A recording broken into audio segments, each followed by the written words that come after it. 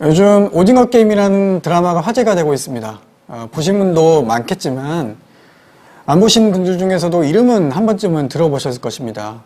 지난 9월 17일 넷플릭스에서 방영된 이 드라마는 한국 콘텐츠 최초로 미국 1위를 차지했습니다. 그리고 계속해서 9월 27일에는 전 세계 83개국 중 79개국에서 이 TV 쇼 부분 1위를 차지했습니다. 오징어 게임은 오래된 추억의 게임을 가지고 참가자 456명이 상금 456억 원을 놓고 목숨 걸고 싸우는 데스매치의 이야기입니다.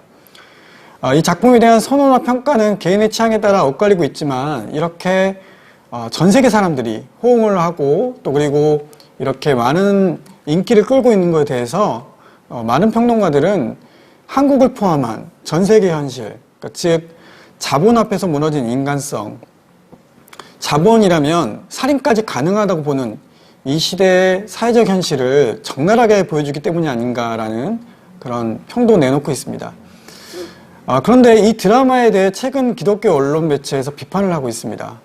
정확하게는 오징어 게임에 등장하는 기독교인들의 묘사가 너무 악의적이고 이기적이며 또 이런 편협한 이해는 기독교를 비하하고 왜곡하고 있다는 것입니다. 예, 드라마에 등장하는 기독교인은 3명입니다. 극중 캐릭터 244번 게임 참가자는 데스게임에 참여할 때 이제 기도하면서 하나님을 찾습니다. 네. 다른 사람은 몰라도 자신은 구원에 나다는 것입니다. 징검다리 건너기 게임을 할 때는 길을 건너지 못하고 주저앉는 사람을 뒤에서 밀어서 죽인 다음에 하나님께 주님 감사합니다 라고 기도를 합니다.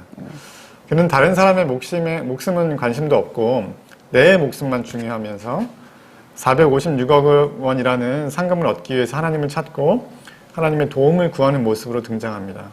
참 이기적이고 혐오스러운 모습이죠. 하나님을 자신의 이익을 위해서 사용하는 도구로 인식하는 그런 그는 기본적인 윤리성도 없으면서 기복주의 신앙에 빠져있는 한국교회의 모습을 나타내는 것 같습니다. 두 번째는 240번 여성 참가자 지영이라는 캐릭터예요. 그의 아버지는 아내를 잔인무도하게 살해했고 지영에겐 성폭력을 일삼은 인물로 묘사가 됩니다. 아버지가 목사였는데 나를 성폭행한 뒤에 늘 기도했다는 지영의 대사를 통해서 그의 아버지가 목회자였음을 알 수가 있습니다. 많은 목회자의 스캔들을 짐작하게 하는 모습이죠. 네. 마지막으로 오징어 게임 최우승자가 된 주인공이 눈이 가려지고 양손이 뒤로 묶인 채 비오는 거리에 버려지는데 그 밧줄을 풀어주고 안대를 벗겨준 전도자가 나옵니다. 네. 그는 예수천국 불신족을 외치면서 길거리에서 전도하는 사람이었습니다.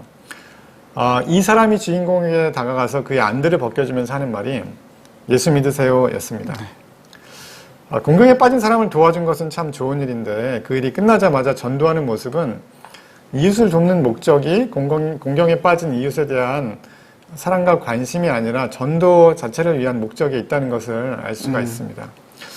비기독교인의 입장에서 보자면 참 이런 위선적인 기독교인의 도움이 꺼려질 수밖에 없습니다. 네. 이렇게 등장하는 3명의 기독교인들 보면 한국교회는 참 희망이 없어 보입니다. 이런 모습을 가지고 교계 언론사 및 또 목사님들은 오징어 게임을 비판하고 또 보지 말아야 한다라고 주장합니다. 세이den교회 서광석 목사님은 오징어 게임이 인간 내면에 잠재된 욕망과 탐심, 생존 본능을 들추고자 하는 의도라면 왜 굳이 기독교인들만 특정하여 부정적인 모습을 묘사했는지 도무지 이해가 되지 않는다라고 우려했습니다. 물론 여기 등장하는 3명의 기독교인들이 한국교회 전체를 대표한다고 볼 수는 없습니다. 모두 아시다시피 많은 기독교인들이 이런 모습이 아닐 겁니다. 우리가 이런 시각에 대해서 왜 기독교를 부정하느냐, 부정적으로 보느냐, 또 왜 기독교를 혐오하느냐 라고 반문하고 오해를 멈춰달라고 호소하는 것도 중요하지만 이런 모습이 오히려 교회와 기독교인들을 바라보는 대중의 모습이라는 것을 한번 인정해 보는 게 어떨까 싶습니다. 그리고 이런 모습 바꾸기 위해서 노력을 하는 것으로 우리가 한번 생각을 바꿔보는 것이 필요할 것 같습니다. 2020년 한국교회 사회적 신뢰 조사도를 따르면 한국교회를 신뢰하지 않는다는 의견이 63.9%입니다. 그중 전혀 신뢰하지 않는다는 의견이 32.4%로 별로 신뢰하지 않는다라는 의견 31.5%보다 높습니다. 또 그리고 목회자의 말과 행동을 신뢰하느냐라는 질문에는 부정이 68%고요. 기독교인들의 말과 행동을 신뢰하느냐라는 질문에는 부정이 65.3%로 과반수가 훨씬 넘습니다. 기독교가 세상과 소통하느냐라는 질문에는 61.6%가 그렇지 않다. 그리고 한국교회가 사회적 통합에 기여를 하고 있느냐는 질문에는 64.7%가 그렇지 않다고 대답을 했습니다. 최근 코로나 팬데믹 상황을 지나면서 한국교회 이미지가 실추되었다는 조사도 있습니다. 한국교회 탐구센터는 신천지뿐만 아니라 지역교회로 인한 코로나19 확산이 지속되면서 기독교를 코로나19와 함께 비난한 댓글이 증가했다고 이렇게 전하고 있고요. 그리고 코로나19로 인해서 기독교 이미지가 더 실추되는 결과로 나타내는 것이라고 또 분석을 했습니다. 네, 오징어 게임에 나오는 부정적인 기독교인의 모습 때문에 보지 말라는 말보다는 오히려 오늘날 대중들이 바라보는 교회의 모습에 대해서, 이 부정적인 교회의 모습에 대해서 우리가 회개하고 절박한 마음으로 교회가 새로워지기 위한 노력을 지금부터라도 좀 시작하는 것이 지혜롭고 현명한 게 아닌가 싶습니다.